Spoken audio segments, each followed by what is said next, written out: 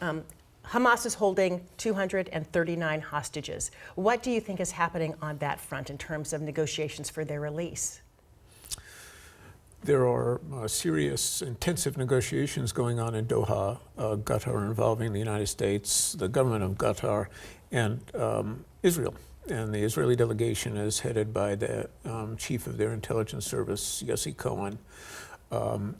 They're trying hard to pull as many people out as possible, but that entails convincing both the Israeli government and Hamas to arrive and in the same trade space, really. And so far, they're not there. Hamas has a tendency in its previous hostage negotiations with Israel to ask for too much in return for the hostages.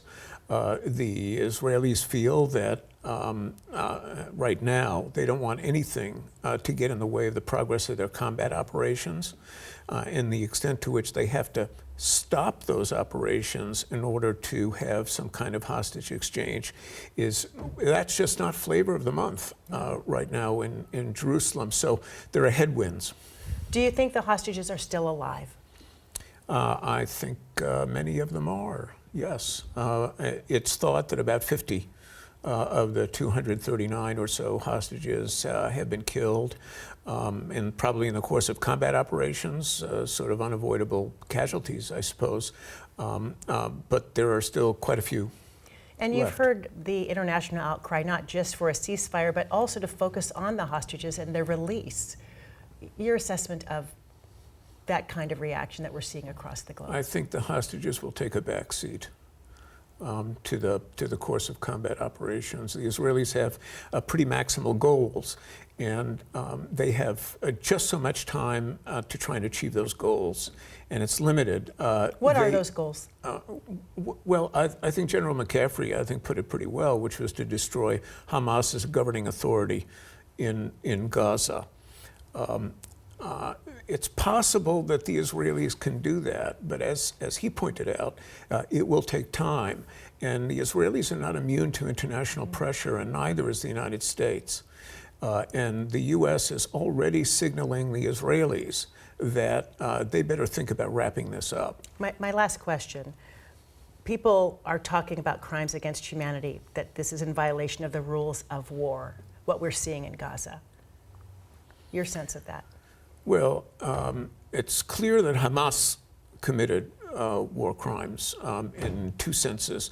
One, what they did in Israel on October 7th clearly constituted war crimes, and the other is the use of human shields is a war crime. And Hamas is hiding behind non-combatants, civilians.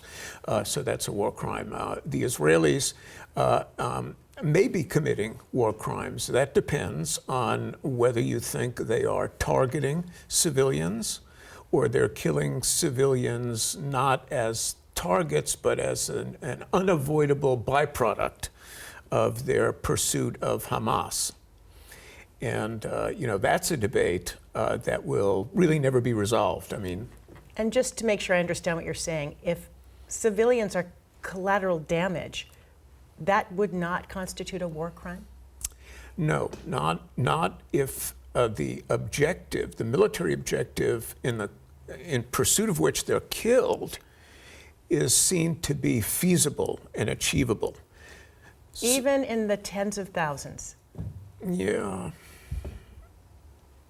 because it's not a question of numbers, it's a question of circumstances and intentions. This is just the laws of armed conflict. And before this is over, do you think we're at 11,000 in Gaza now? Could we see just astronomical numbers beyond that? Yeah. I think where the casualty count would continue to rise. The bright spot, and I say that with some irony, really, is that at some point the Israelis are going to run out of targets. And at that point, the airstrikes, which have caused most of the casualties in Gaza thus far, will die down. And the casualty count will then begin to decline. And also humanitarian assistance will increase over time. And that will also reduce, some of some of the casualties, but it will get worse before it gets better. And then finally, I always have one more question. If we see these death toll numbers continue to rise and rise and rise, and we see the reaction, as we have seen, across the Arab world, and really across the world, how does that not draw in the United States and expand the war in that region? How is it tenable to the Arab world that we could see 10,000, 20,000, 40,000, 50,000 deaths in Gaza? This is why the clock is ticking on the Israelis' war effort in Gaza. And this is why Israel is under, I think, considerable pressure now from the United States to wrap it up and declare victory.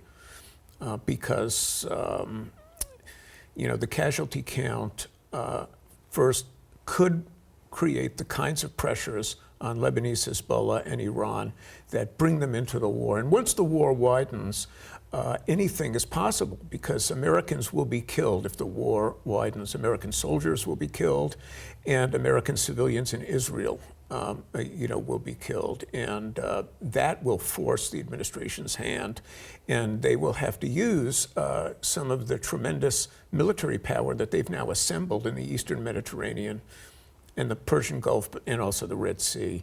So there's that problem. And then there's the reputational risk for the United States, because once it gets that bad, the U.S. will be implicated in what the Israelis have done, and that will damage the United States diplomatically and possibly quite severely. Finally, is this go on for weeks, months, or longer? Certainly weeks, but I think, the clock is going to run out on this before months have gone by. Stephen Simon, we so appreciate your time, Professor of Middle East Studies and former terrorist advisor to the Clinton and Obama White House. Thank you. Thank you. It's a pleasure.